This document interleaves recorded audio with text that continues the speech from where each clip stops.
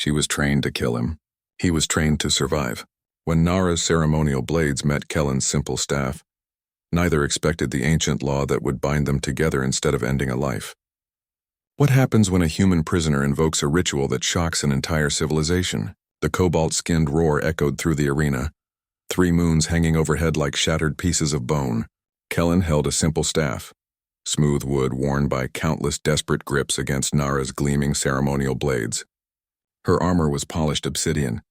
His clothes were still stained with the dust of the prison yard. She moved first, a fluid step that carried her across the sand with an elegance that meant death for anyone who couldn't read it. Her strikes were precise. Each slash carved the air in perfect arcs, beautiful and lethal. Kellen saw the patterns immediately, the same patterns drilled into every warrior of her house. He moved not to match her style, but to break it. When she lunged, he sidestepped and tapped the back of her knee with the staff. Not hard, just enough to throw her balance. She recovered fast, her eyes narrowing. Each parry was a risk. He had to guess how much force she'd put behind the next swing, whether she'd feint or commit. His dodges were tight, conserving energy. Survival had taught him that. She shouted something about honor, her voice cutting through the noise of the crowd. He didn't answer.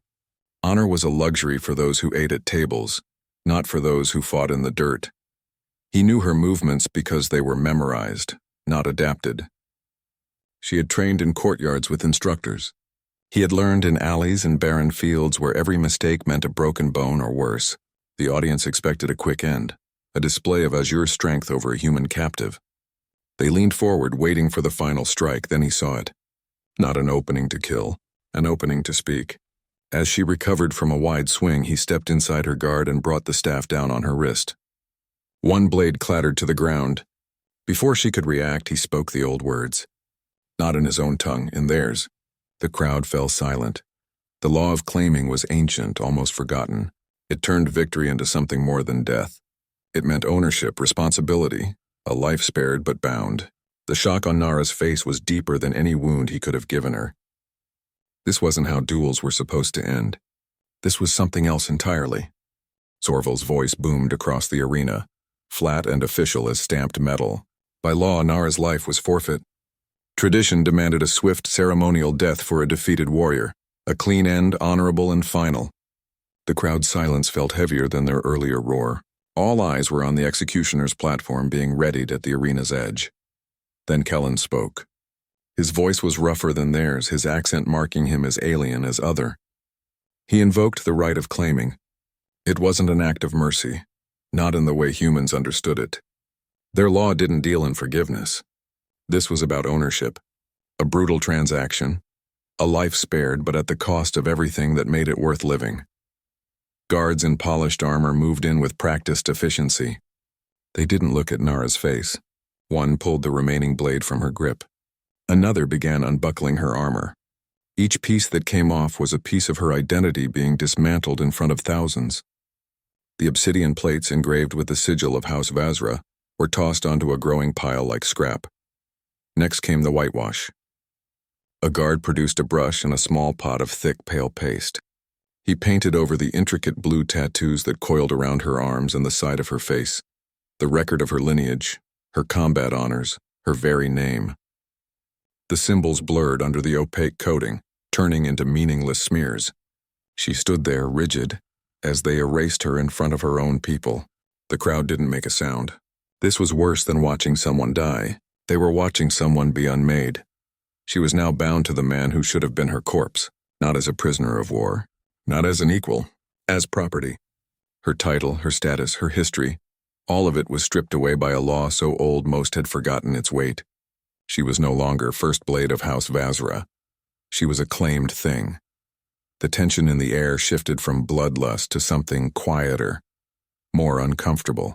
This was a humiliation that would linger, a living reminder of a human's victory and their own ancient, unforgiving codes. But in the command box overlooking the sand, Commander Tyrek did not look uncomfortable. He watched the entire procedure, and as the final symbol was painted over, a faint, cold smile touched his lips. It was the only sign that this outcome was not a shock. It was a step in a plan. The truth of their situation didn't surface slowly. It arrived like a crack in the floor, subtle at first, then impossible to ignore once you saw the depth of it. Behind the thick stone doors of the command wing, away from the public eye, Commander Tyrek's plan began to show its shape. Kellen and Nara were brought to a chamber lit by cold blue lamps. There were no crowds here, no ceremony, just polished floors and the quiet hum of surveillance fields. Tyrek had orchestrated the duel, not as some random act of spectacle, but as a deliberate move in his own political ascent. He needed Nara removed.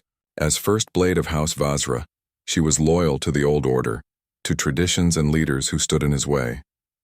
Her death would have been clean, useful, but inconvenient if it came directly from his hand.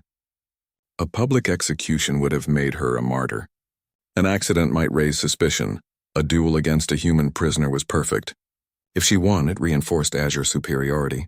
If she lost, that opened other doors. Kellen's victory, unexpected as it was, turned out to be even more useful than his corpse. It let Tyrek invoke the claiming law without getting his own hands dirty. He could strip Nara of her title, her house allegiance, her influence, all under the cover of ancient custom. She became property, neutralized, and Kellen, a human bound by their laws, was now a piece on the board, a wild card that Tyrek could control through obligation and threat. Their forced alliance served Tyrek's goal. It looked like a strange but legal outcome. In reality, it was a way to sideline a rival and secure an unconventional asset. Kellen understood early. He'd seen men like Tyrek before, officers who used others as living shields or bargaining chips. Nara took longer. The humiliation was still fresh, the sting of the whitewash on her skin. But she was a strategist. She began to see the lines of the game. They had to pretend the arrangement was functional, even loyal. Every interaction was measured.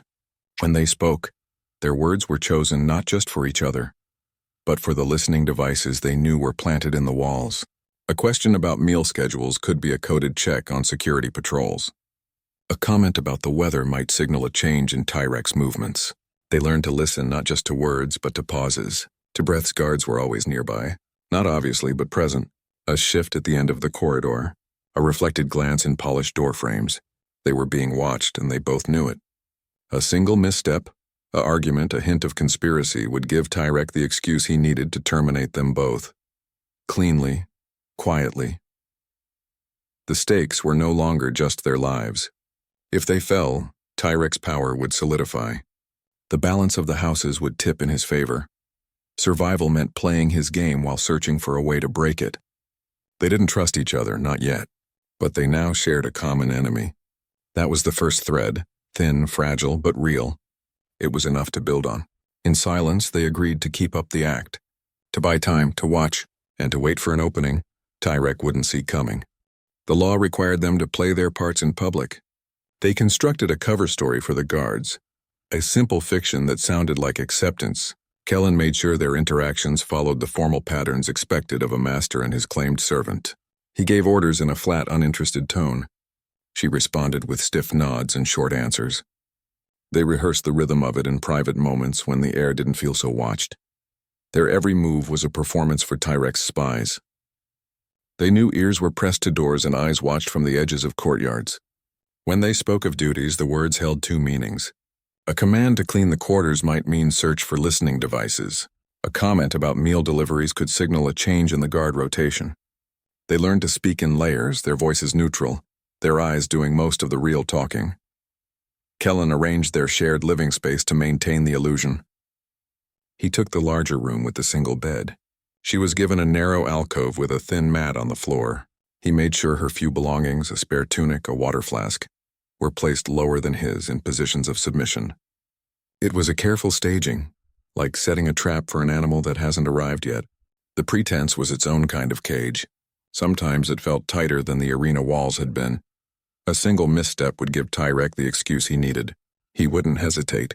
A raised voice, a suspicious meeting, even a look that lasted too long. Any of it could be used as evidence of conspiracy. The stakes had widened. It wasn't just their lives anymore. If they fell, House Vazra would lose its last blade, and the balance of power would shift completely toward Tyrek's faction. Their performance had to be perfect. They came to a silent agreement in the dim light of their quarters one evening.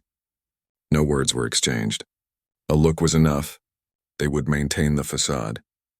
They would act the parts written for them, the human victor, the Azuri servant. They would use the time it bought to watch, to listen, to gather information, to find a crack in Tyrek's armor. Their first real act of alliance wasn't a handshake or a vow. It was a shared lie, practiced and performed with cold precision. They stood in the main chamber, Kellen pointing toward a stack of unused bedding. "Move those before nightfall," he said, his tone bored. "The damp gets into them." She nodded, her eyes lowered. "It will be done." The words were empty. The meaning beneath them was solid. They had begun. Kellen began her retraining the next morning in a courtyard tucked behind the service corridors. The walls were high and worn smooth by weather. No one came here unless they had to. He watched her move through a basic combat form. Her body remembered the patterns perfectly. Each extension of her arm, each pivot of her foot was executed with flawless precision. He waited until she finished. "Your technique is beautiful," he said. His voice was flat. "That's why it's predictable." She stood still, her breathing even. The compliment was an insult. She had spent her life mastering that form. It was the foundation of everything she knew. Now he was telling her it was a weakness. He made her stand on the uneven cobblestones near the wall. "Balance isn't about perfect footing," he said. "It's about using bad footing better than your opponent." He showed her how to shift her weight onto the ball of her foot on a raised stone, using the instability to pivot faster. He kicked dust into the air between them. "They blink. You don't." It was a small thing, a dirty thing. In her training, the grounds were swept clean. The floor was always level. Honor required a fair fight. She struggled. Her muscles fought against the new movements. When he told her to feign a stumble to create an opening, her body refused. It was too close to actual failure, too undignified. She had been drilled since childhood to present strength and control at all times. To show weakness was a betrayal of her house. He was patient. He didn't criticize her hesitation. He just demonstrated. He showed her how a controlled fall could put her in a position to sweep an opponent's legs. How a desperate, graceless roll could avoid a killing blow. He made her practice targeting the back of the knee, the inside of the elbow, the side of the neck, places Azure duelists were taught to avoid. Strikes meant to disable, not to display skill. Survival isn't about honor, he said. It's about winning. It usually looks like cheating. For days they worked in the secluded space. Slowly her body began to forget its training. The rigid form softened into more efficient movements. She learned to use the wall to her back to shorten an enemy's reach. She learned to throw gravel instead of dust because it stung more. The lessons were a silent rebellion against everything she had been. Then it happened. He came at her with a staff, a testing strike aimed at her shoulder. Instead of blocking or evading with a traditional sidestep, she dropped low, letting the wood whistle over her head. In the same motion, she drove the heel of her palm straight up into his unprotected ribs. It was a brutal, direct strike. There was no art to it, no ceremony, just force applied to a vulnerable point. He grunted, stepping back. The strike would have fractured a rib in a real fight. It would have ended it. She stood there, her hand still raised. Her breath caught. She had done it. A clean, dishonorable, winning blow. For a moment, neither of them moved. The air between them felt different. The old rivalry, the resentment from the arena, it was still there, but something else was forming underneath it. A grudging respect built not on shared ideals, but on shared competence. She had finally learned his language. The next morning, Nara offered something in return. It wasn't a request. It was a statement. "Your knowledge of anatomy is human," she said. He stood waiting. She was right. Everything he knew about pressure points, nerve clusters, bone structure, it was based on human bodies. Useless here. An Azuri body was different in ways he hadn't begun to understand. The differences weren't just skin deep. They were structural, functional. She pointed to a spot just beneath her jawline where the skin was slightly lighter. "Press here," she said. "Not hard. Use the edge of your thumb." He did. Her knees buckled instantly. She caught herself on the wall, her breath sharp. A human would have felt discomfort. An Azuri experienced a full neural interrupt, a complete system shock. It was a vulnerability her people guarded closely. A secret.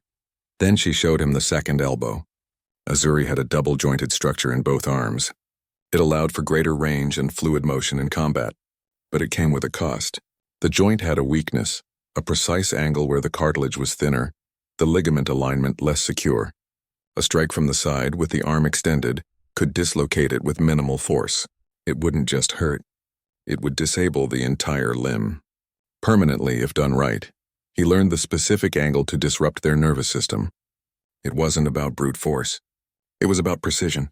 A sharp tap to the base of the skull, slightly off-center, could cause a temporary motor shutdown. A controlled strike to a cluster of nerves along the spine could induce paralysis for several seconds. Long enough. She explained the biology behind it, the way their nervous signals traveled along dual pathways and how to interrupt both at once. This exchange changed the nature of their time in the courtyard.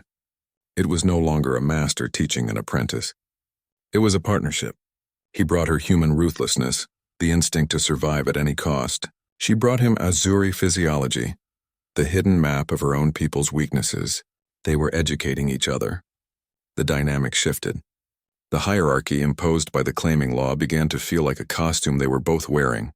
Their shared knowledge made them dangerous.